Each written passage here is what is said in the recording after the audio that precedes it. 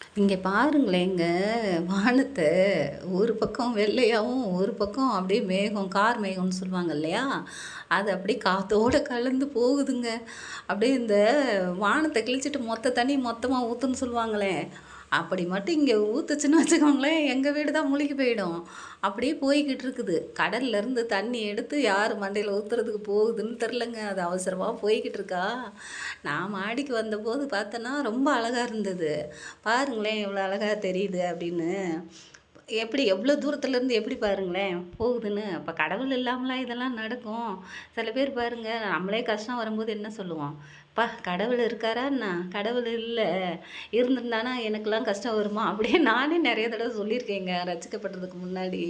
ஏன்னா நம்ம கஷ்டம் வந்து நம்மள மூடும்போது, நமக்கு அப்படிதான் தோணும். கடவுள் இருந்தா நமக்கு ஏன்பா இந்த கஷ்டம்? நமக்கு ஏன்பா இந்த கஷ்டம்ன்ட்டு.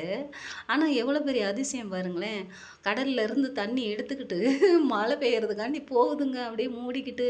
இது பேர் தாங்க கார்மேகம்னு சொல்லுவாங்க. அப்படியே பறந்து போகுது. நான் வந்து பார்த்தேன்னா, ரொம்ப அழகா இருந்தது. பாருங்களேன், நீங்களும் பாருங்களேன். உங்களுக்கும் பிடிக்கும். தெரியுதா இப்போ? பாருங்களேன். அதான் நானும் அத தான் பார்த்துட்டு சொன்னேன்னா, அப்படியே பார்த்துட்டு சொல்லிட்டு மட்டும் போனா எப்படி? பாடணும் இல்லையா? பாடுறேன் கேளுங்க.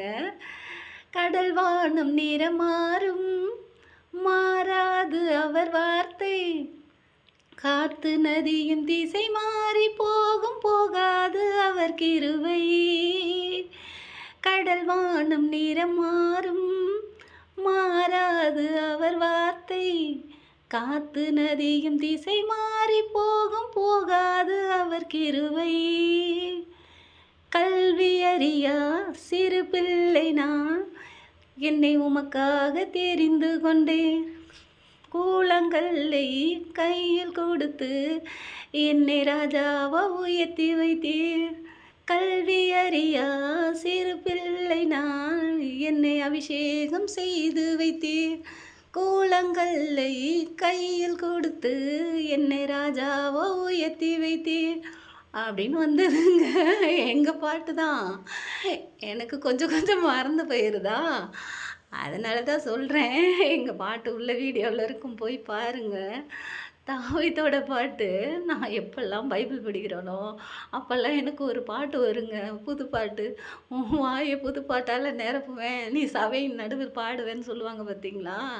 அந்த வரம் எங்களுக்கு குடுத்துருக்காங்க போலுக்கு. நான் பைபிள் படிக்கும்போதெல்லாம் எனக்கு ஒரு பாட்டு வருங்க.